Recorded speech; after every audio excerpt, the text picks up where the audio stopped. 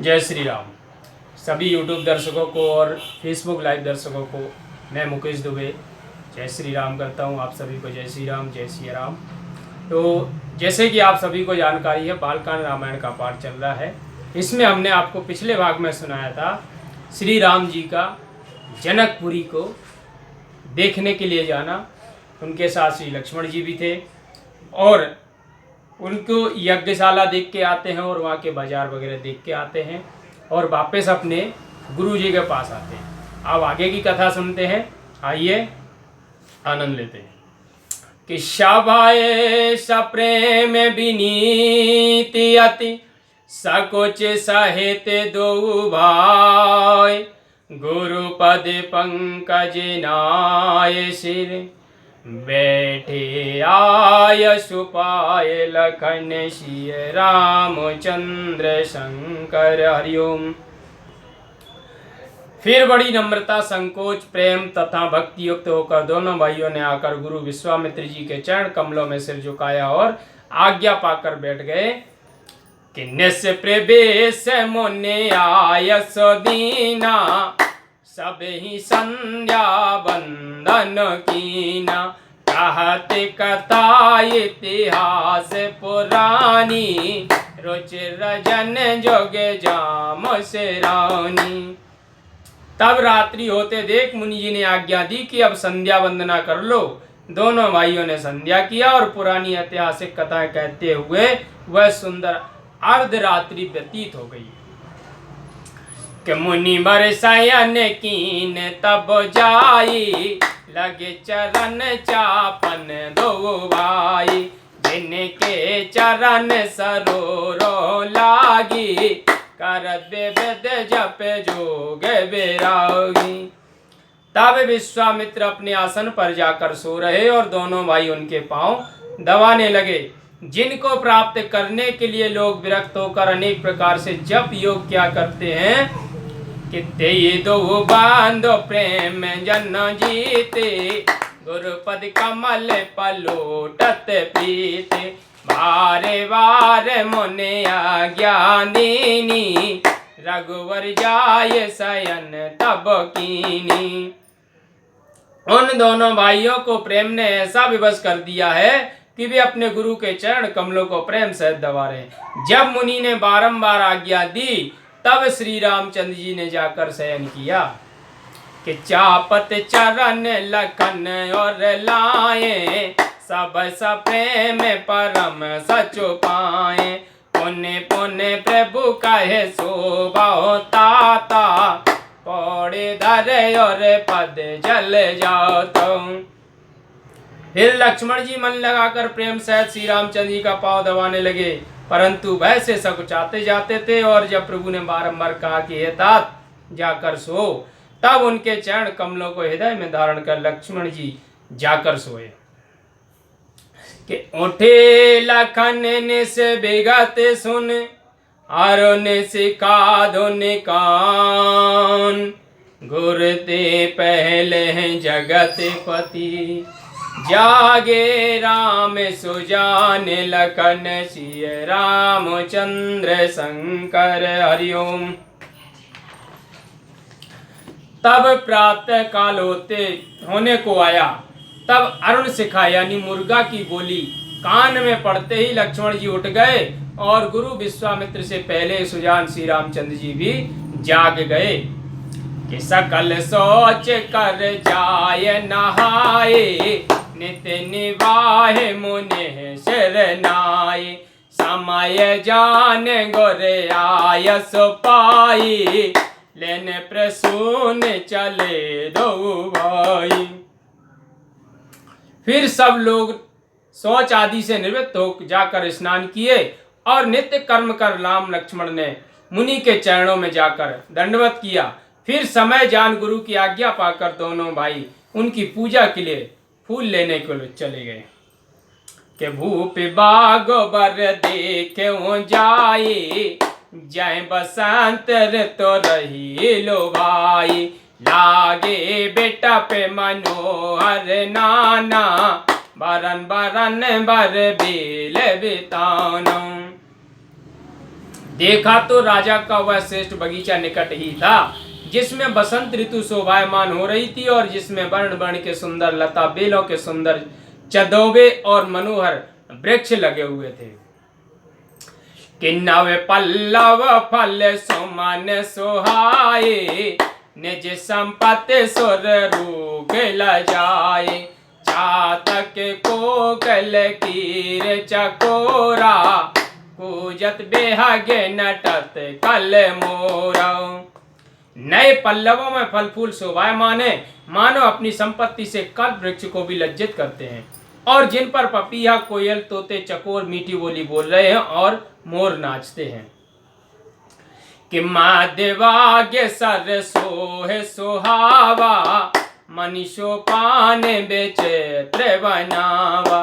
बेमाल Salal sir सजे बाहो रंगा, जल खग कूजत गुंजत भृंगा। बाग के मध्य भाग में सुंदर सरोवर भी था, जिसमें मणियों से जड़ी सीढ़ियां विचित्र बनी थीं, जिसमें निर्मल जल था और अनेक रंगों के कमल खिले हुए थे तथा भौरे गुंजार कर रहे थे। कि बाग तड़ाग बिलो के प्रभु, हर से बांधो शमे। परम राम आराम यहे, जो राम है सुख देते लखन। सिय रामचंद्र शंकर हरिओम। इस प्रकार बाग और तालाब को देखकर भाई लक्ष्मण से श्री रामचंद्र जी प्रसन्न हो गए, क्योंकि वह बाग बड़ा ही रमणीय और श्री रामचंद्र जी को सुख देने वाला था। कि चाहो दिस चिताए पूछ मालीगन, लगे लेने दल फूल मोदित मन।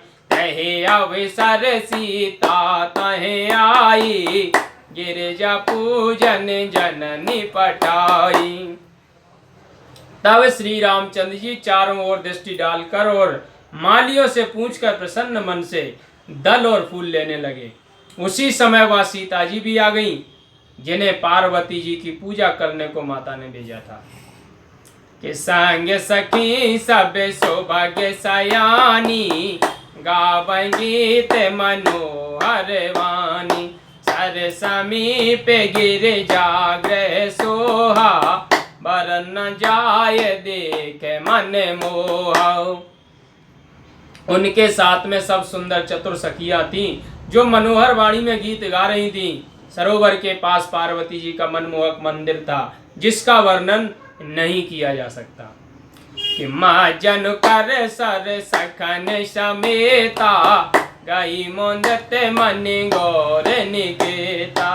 पूजा कीन यद के अनुरागा, निज अनुरूप सौभाग्य बरो मांगो। तब सरोवर में सखियों सहित स्नान कर सीता जी प्रसन्न मन से पार्वती जी के मंदिर में गईं और बड़े प्रेम से उनकी पूजा करके अपने योग्य सुंदर वर मांगा। कि एक सखी सिय संग बिहाई, गई रही देखन फुलवाई। कहीं दो बांधो बिलो के जाई, प्रेम बेबस सीता बही आई। सीता जी का साथ छोड़कर एक सखी फुलवारी देखने गई थी, जिसने वहां दोनों बंधुओं को जाकर देखा तो वह प्रेम के विवश बसी वो तो सीता जी के पास दौड़ी हुई आई। कि तासु दशा देखी सखन, पुलक गाते जलनेन।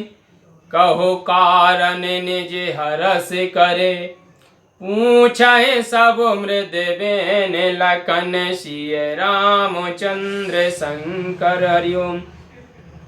सखियों ने देखा कि उसकी दशा विचित्र है, शरीर बड़ा पुलकायमान हो रहा है और नेत्रों से जल बह रहा है। तब सब मीठी वाणी से पूछने लगी कि हे सखी, अपने हर्ष का कारण तो कहो। कि देखन बागे कुंवर दोई आए, बै किशोर सब भांति सुहाए। श्याम गौर के मैं कहूँ बखानी, गिराय नयन नयन बिनवानी। तब उसने कहा, दो राजकुमार फुलवारी देखने आए हैं, जिनकी किशोरावस्था है और वे सब बात से सुंदर हैं। उनके सांवले गोरे रूप को तो मैं क्या कहूँ, क्योंकि वाणी को नेत्र नहीं और नेत्र को वाणी नहीं।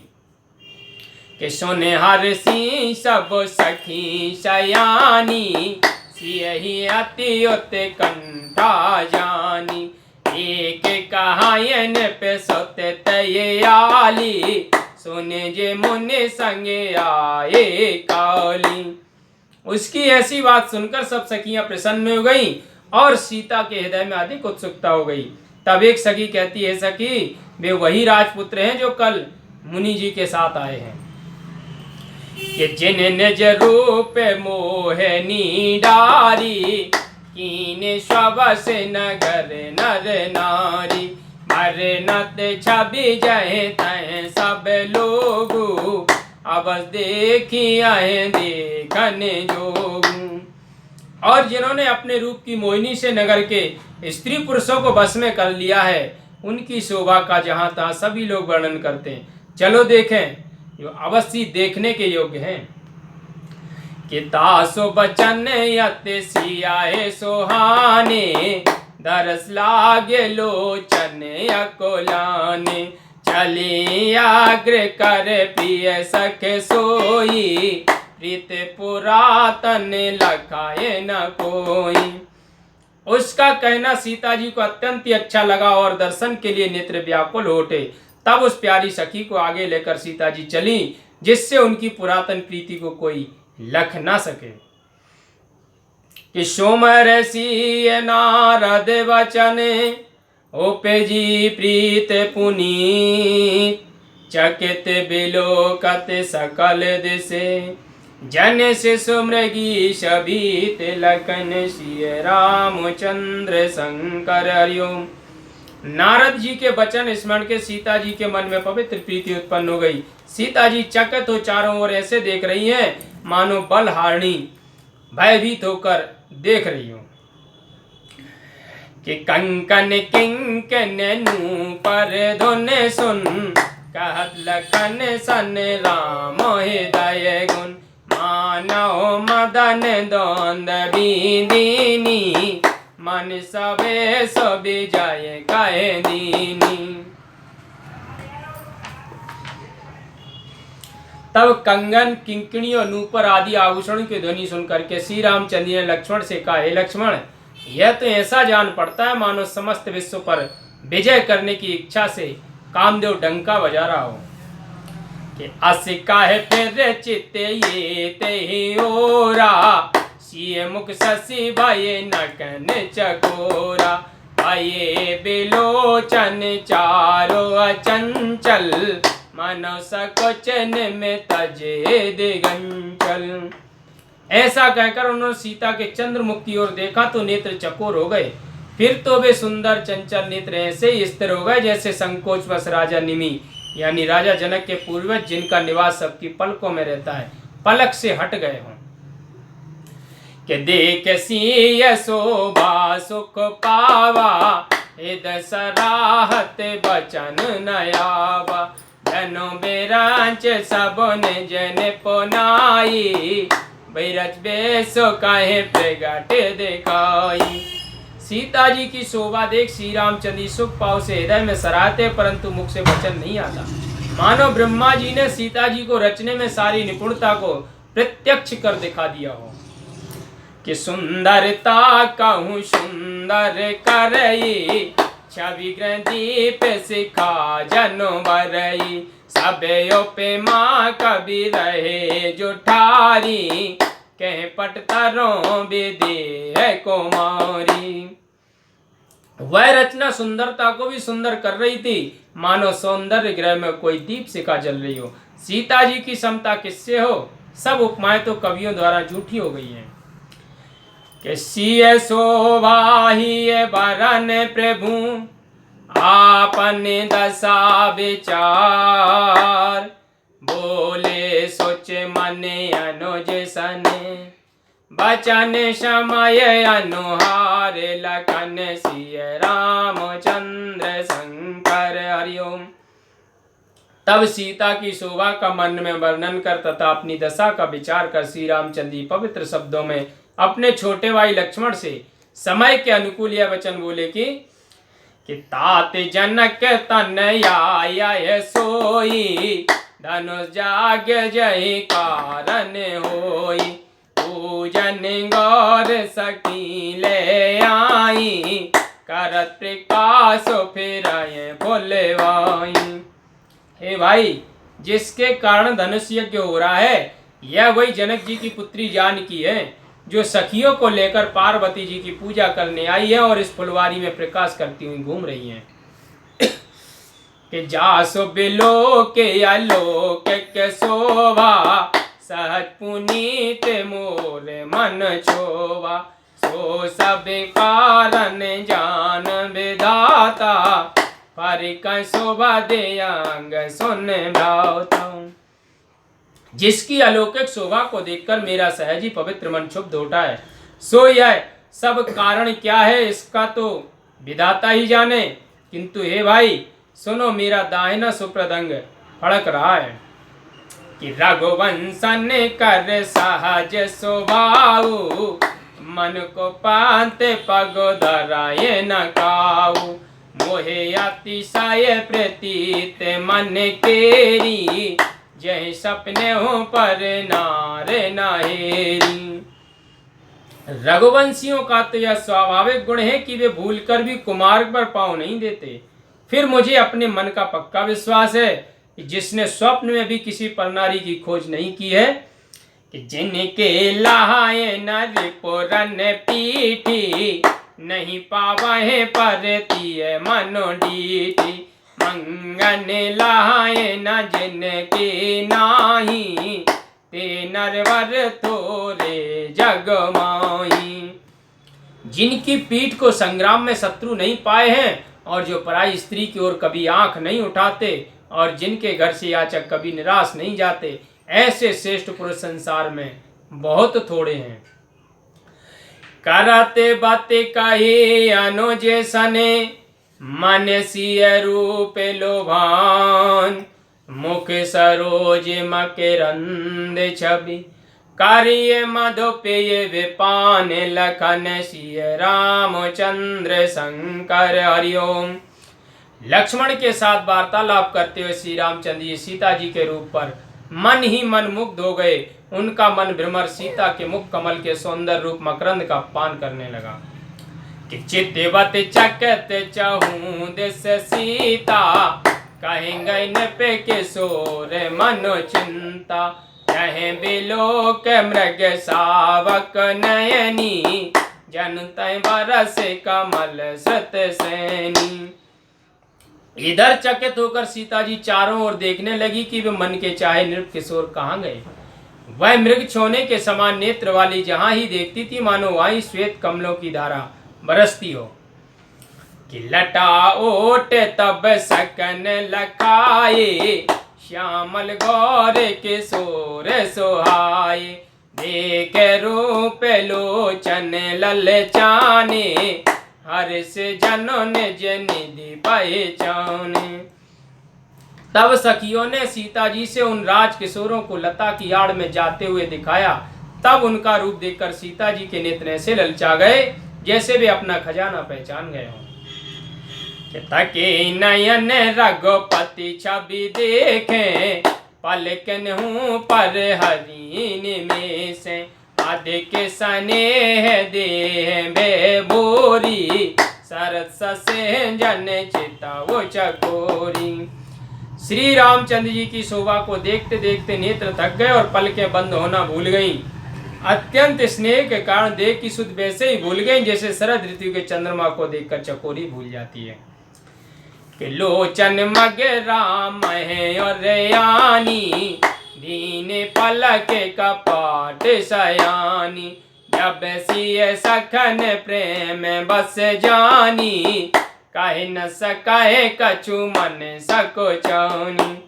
श्री रामचंद्र जी की शोभा को नेत्रों के मार्ग से अपने हृदय में लाकर सीता ने पलक रूपी किवाड़ों को बंद कर लिया। जब सखियों ने सीता को प्रेम के वश जाना तो किसी से कुछ कहते न बना और मन ही मन में सकुचा गई। लता भवन ते प्रगट वे, ते अवसर दोई भाई, नेके से जन जोगे बेमल विधु जलद पटल बिल गाय लखन सिय रामचंद्र शंकर हरिओम।